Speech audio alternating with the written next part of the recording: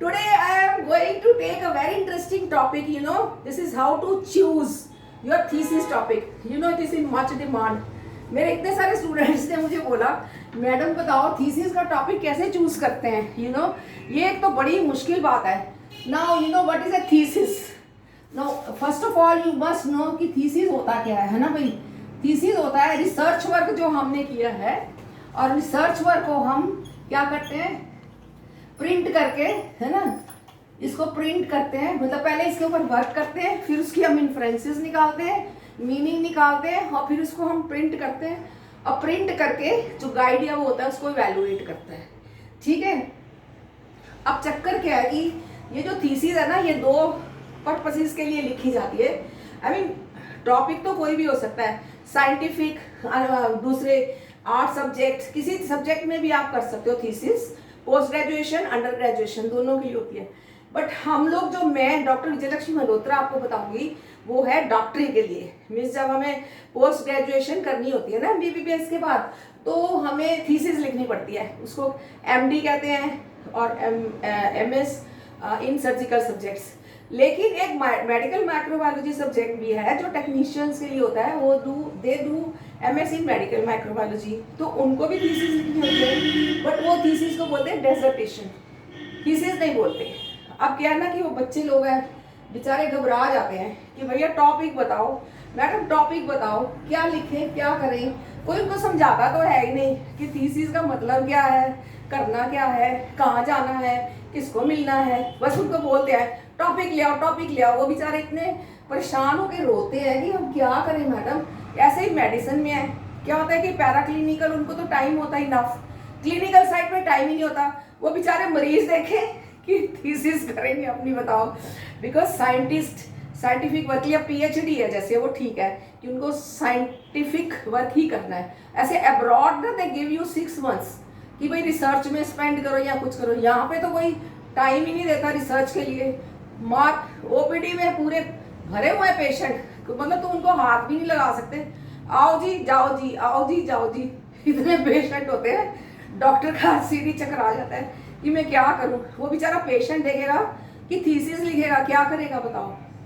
इसलिए मेरे को सबने बोला कि मैडम हमें छोटा सा वो बता दो नुस्खा, जैसे बीमारी का नुस्खा होता है कि थीसिस लिखे तो क्या करें, हम कहाँ जाएं, किसको पूछे. तो भैया सबसे पहले मैं ये एडवाइस करूंगी, नंबर 1 स्टेप उसका क्लिनिकल रेलेवेंस देखो कि जो तुम काम कर रहे हो किसी के कोई मतलब फायदा भी हो रहा है कि नहीं हो रहा. ऐसे तो नहीं कुछ you are just beating about the Bush.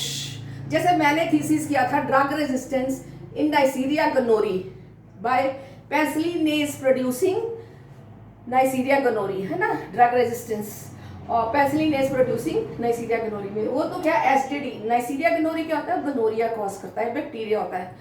तो उसमें मैंने रिसर्च किया था. तो उसमें हमें सबसे पहले ये देखना पड़ता है कि लाइब्रेरी में जाओ, देखो रिसेंटली क्या रिसर्च हो रही है. ये नहीं कि आप रामायण के ऊपर रिसर्च करने लग जाओ या महाभारत के ऊपर. वो भी कर सकते हो अगर आप हिस्ट्री के टॉपिक लेना चाहते हो, no doubt.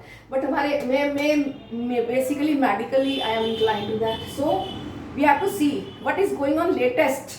Then you have to review the literature. Brainstorming करनी पड़ती है. ब्रेन स्टॉर्मिंग में मतलब पूछो कि मैं ये टॉपिक करूँ, वो करूँ, क्या करूँ. रिव्यू द लिटरेचर मतलब लाइब्रेरी जाओ, वहाँ जाके देखो कि रिसेंटली क्या क्या काम हुआ है. रिसर्च पेपर्स पढ़ो, जर्नल्स पढ़ो, बहुत सारी चीज़ें हैं. ठीक है. और वैसे रिसोर्स मटेरियल के लिए you can go to Google Scholar also. बड़े सारे टॉपिक होते हैं, वो कर लो. फिर उसके बाद क्या करना है कि discuss with your guide. I think guide के साथ डिस्कस करना बड़ा जरूरी है सबसे पहले. क्यों? गाइड के साथ डिस्कस करने से आपको ये होगा कि आपको क्लिनिकल सैंपल्स मिल रहे हैं कि नहीं मिल रहे, आपको टाइम मिल रहा है कि नहीं मिल रहा काम करने के लिए, है ना. सो आपका गाइड बड़ा जरूरी है. फिर उसके बाद आप देखो कि when you right the introduction, सबसे पहले एक्चुअली थीसिस जो है ना वो एक रिसर्च वर्क है जो कि बुक की फॉर्म में प्रिंट किया जाता है, और प्रिंट करके फिर वो एग्जामिनर्स को भेजा जाता है चेक करने के लिए. सो उसमें सबसे पहले हेडिंग्स होती हैं. जब आप बुक लिखते हैं ना, मतलब रिसर्च करके, तो सबसे पहले उसमें इंट्रोडक्शन, फिर होती है रिव्यू ऑफ लिटरेचर, फिर होती है मटेरियल एंड मेथड्स, फिर होती है उसके बाद आपकी results, and then you have to consult your statistician. Because statistician ही आपको बताएगा कि जो आपने काम किया था वो रेलेवेंस है कि नहीं है उसका कुछ, है ना। ऐसे ही नहीं कि तुमने बोल दिया कि सड़क पे जाते हुए 10% लोगों को डायरिया हो गया, नो नो, क्लिनिकल बायस ये सब निकालना होता है। So you have to consult your, then उसके बाद बिब्लियोग्राफी, ग्राफ्स वगैरह, पाई चार्ट, ये सब बनाना होता है।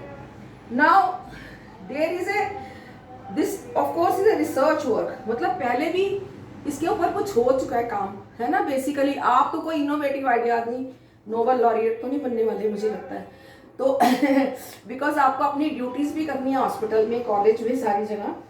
So you have to just find out the topics कि क्या क्या टॉपिक्स हैं, उनके ऊपर फिर ये देखना है क्लिनिकल सैंपल्स। अब किसी ने हेपेटाइटिस बी पे काम शुरू किया, पता चला जी वो तो सैंपल ही नहीं आ रहे, हेपेटाइटिस बी निकल ही नहीं रहा, तो बेचारे क्या करेंगे। फिर उसके लिए एक उपाय ये कि आप कोलैबोरेट करो किसी रिसर्च सेंटर से या किसी अदर यूनिवर्सिटी से या अदर कॉलेज से, और देखो कि जैसे अब मेरी एक स्टूडेंट थी, उसका था पीसीआर क्लेमाइडिया पे।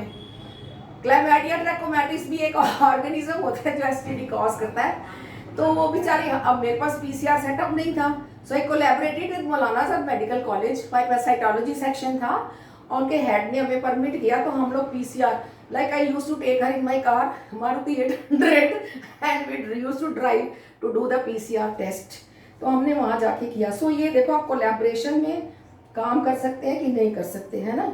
सो all this, then you compiling the data and then statistician, and then of course you write it down whatever has been done. But mainly आप यही ध्यान रखो कि भाई आपको availability of samples, clinical samples, time, ये सब है कि नहीं है, उसके ऊपर आप टॉपिक चूज करो और लेटेस्ट क्या चल रहा है। Thank you very much. It was in just nutshell. I have talked to you, but it's great detail, whatever it is. Thank you so much.